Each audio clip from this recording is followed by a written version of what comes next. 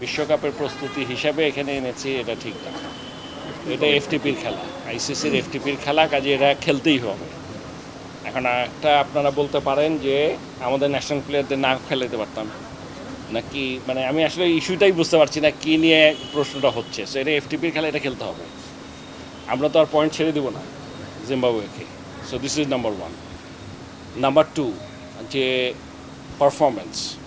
Performance এটা আমি আগেও বলেছি, এখনও বলেছি, আমার কাছে ব্যাটিংয়ের যেই ধরনের আমাদের টিম, যাদের কাছ থেকে যেরকম এক্সপেকটেশন ছিল, সবার কাছ থেকে এরকম পারফরমেন্স পাওয়া যায়নি এবং ব্যাটিংটা ভালো হয়নি। এটা একেবারে স্ট্রেট আমি বলে দিচ্ছি যে এটা ব্যাটিংটা যে খুব ভালো হয়েছে তা না।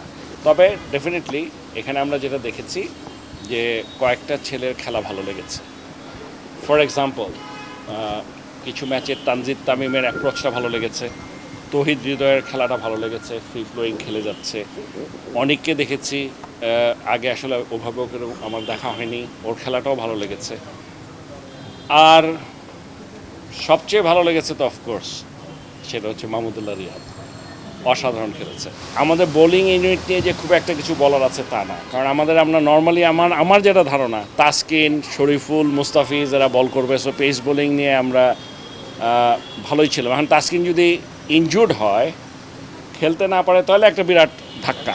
This is number one. আপনি যদি স্পিনারের দিকে আসেন, definitely Shakib is the best bowler, সবসময় ছিল, এখনও থাকবে। সো আমাদের দল যদি আপনি দেখেন, এখানটায় আমি যদি ক্যাপ্টেন থেকে ধরি, 3 নাম্বার থেকে ধরি, তাহলে সম্ভাবনা এটা যে হবে তা তো না, চেঞ্জ তো হতেই পারে, depending on the situation or the condition, decision might change.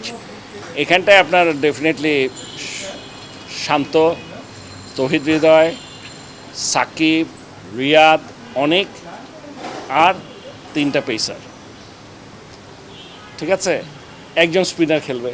এখন এটা কি শেখ মাহিদি খেলবে, নাকি রিশাদ খেলবে, নাকি অন্য কেউ খেলবে, সেটা এক্ষুনি বলতে পারছি না।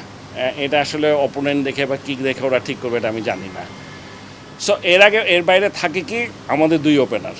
এখন ওপেনারের মধ্যে আছেই 3 জন, একটা হচ্ছে লিটন দাস, একটা হচ্ছে সৌম্য, একটা তানজিদ তামিম। আমাকে যদি জিজ্ঞেস করেন, তানজিদ তামিমের অ্যাপ্রোচটা ভালো, টি-20তে আমাদের এরকম অ্যাপ্রোচ থাকা ভালো।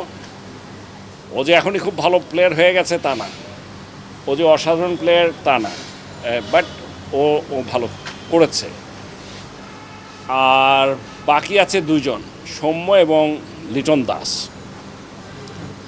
বেসিক্যালি লিটন দাসকে আমরা সবসময় মনে করি যে ও আমাদের খুব ভালো একটা ব্যাটসম্যান ইন এনি ফরম্যাট, কিন্তু এটাও আমরা জানি যে ওর একটা খারাপ সময় যাচ্ছে এবং এই টুর্নামেন্টে, এই সিরিজে সে ভালো করেনি।